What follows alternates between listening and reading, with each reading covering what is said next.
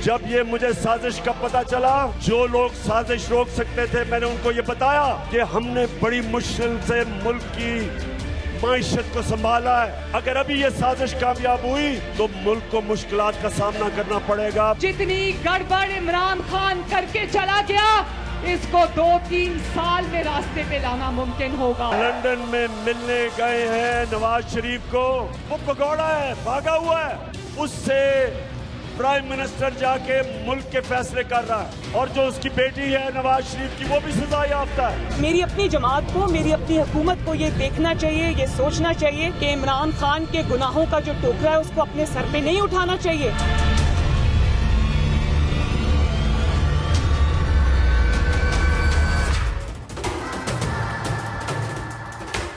Welcome to News Line. मैं हूं doctor Maria Zulfiqar Khan. Views, खादिम पाकिस्तान ने अभी लंदन से वापसी की उड़ान नहीं भरी, लेकिन मुल्क में डॉलर की उड़ान बुलंद से बुलंद तर होती जा रही है। आए रोज डॉलर की कदर के नए रिकॉर्ड कायम हो रहे हैं और इसी तरह महंगाई का कमर तोड़ बोझ भी अवाम पर भर कर जो है वो पड़ा जा रहा है।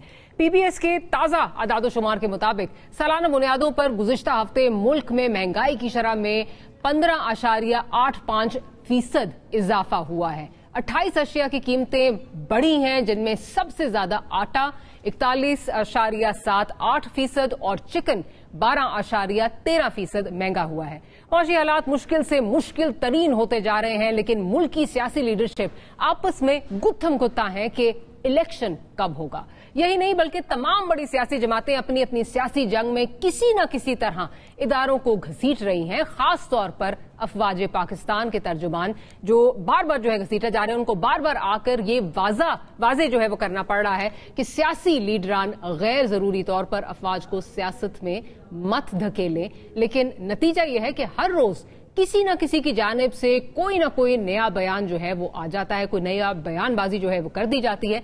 लेकिन यहाँ सवाल ये है कि माशी मुश्किलात क्या नए इलेक्शन और क्या इदारों को मुतनाज़े कर कर खत्म हो जाएंगे?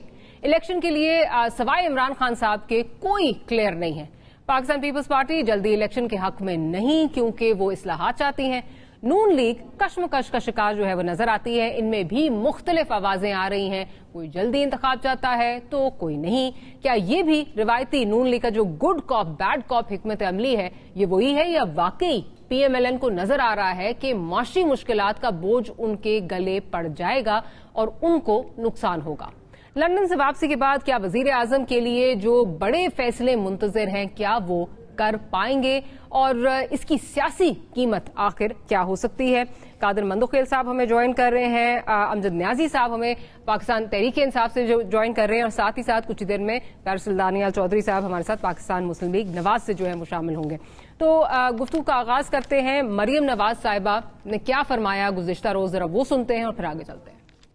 ये पाकिस्तान को खोखला कर गया, 25,000 अरब के नए कर्जे ले गया। जितनी गड़बड़ इमरान खान करके चला गया, इसको 2-3 साल में रास्ते पे लाना मुमकिन होगा। इलेक्शन तो होना है इस मुल्क में और इलेक्शन ही हल है। मेरी अपनी जमात को, मेरी अपनी हुकूमत को ये देखना चाहिए, ये सोचना चाहिए कि इमरान खान के गुनाहों का जो टोकरा है उसको अपने सर पे नहीं उठाना चाहिए। ये जो चूरन अब वो बेचेगा महंगाई का, वो नहीं बिकेगा।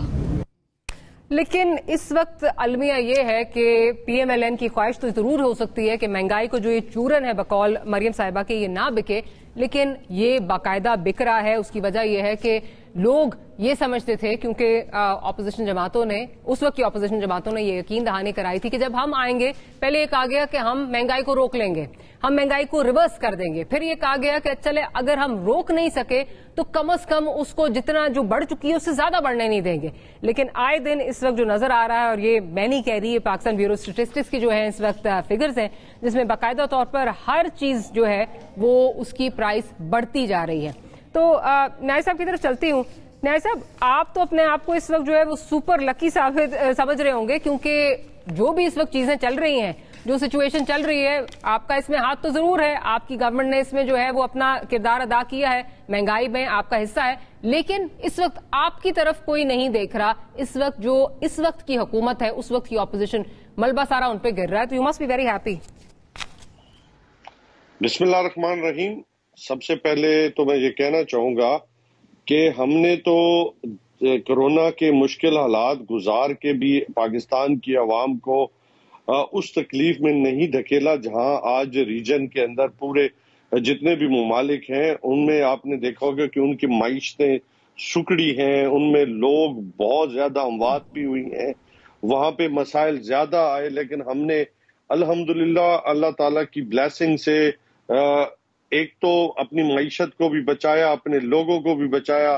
دیکھیے یہ سب خدا کی رحمت ہے، ہم نے کوششیں کی اور ہم لوگوں کو اس تکلیف میں اس کے لیے ہم نے جو فلاحی جو کام کیے وہ بھی ہم نے ان کو کیٹر کیا، مطلب اس مشکل حالات میں بھی، اور ہم نے اپنی 5.6 گروتھ کو بھی ہم نے اچیو کیا۔ یہ آئی ایم ایف کہہ رہے ہیں، ہم نہیں کہہ رہا۔